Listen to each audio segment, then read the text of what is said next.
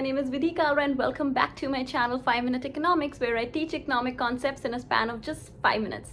Well, the topic for today is Everyday Economic Terms Part 2, and in this video I'll be speaking about all the interesting economic terms which knowingly or unknowingly we come across in our daily life.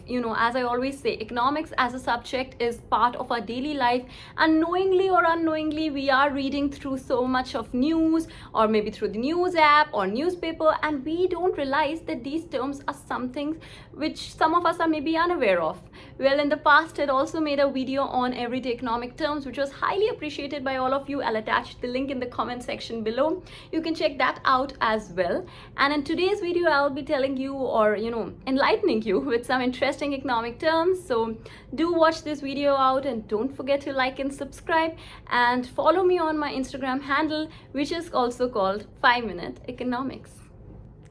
So our first term for today is bailout.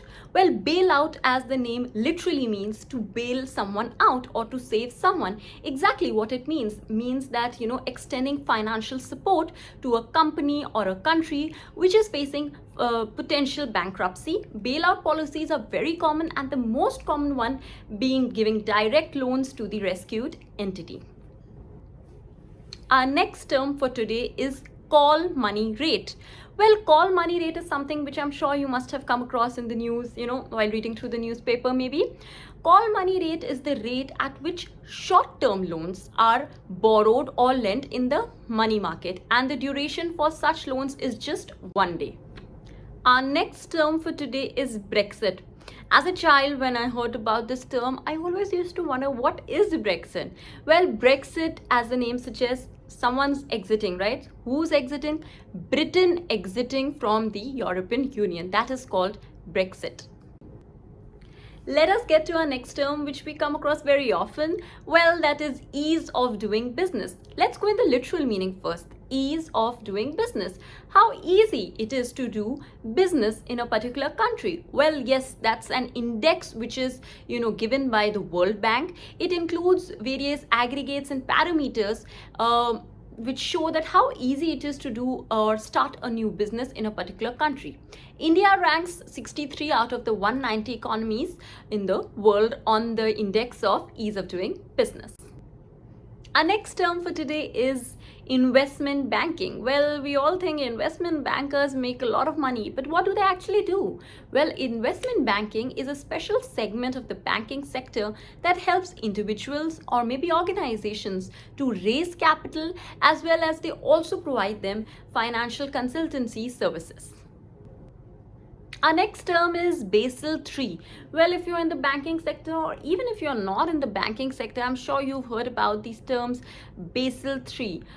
Basel III Accords are basically the cornerstone of banking supervision in the world. They are accords, or you can also call them guidelines, which set how a bank should function all across the world, basically setting standards of the banking supervisions.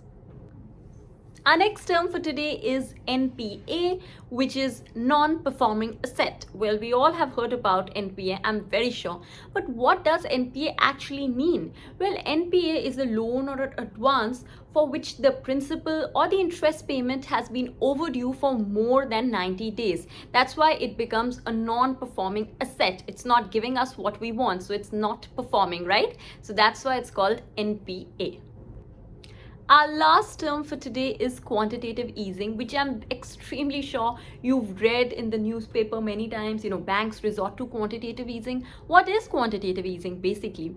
Well, quantitative easing is an occasionally used monetary policy to increase the money supply in the economy. When the economy is in a very dull or lull period, we want that people should have money in their hands. So it is done to basically, stimulate the economy, to increase the lending by commercial banks, to increase the spending by consumers. It is done to basically maintain price levels and inflation. I've actually made a detailed video about monetary policy. I'll attach its link in the comment section below in case you want to know what actually tools are used under quantitative easing. Well, that's all for today, guys. Thank you so much for watching. I hope I could enlighten you and enrich you with some economic knowledge, and do subscribe to this channel. And thank you for watching, and I'll see you in the next video pretty soon.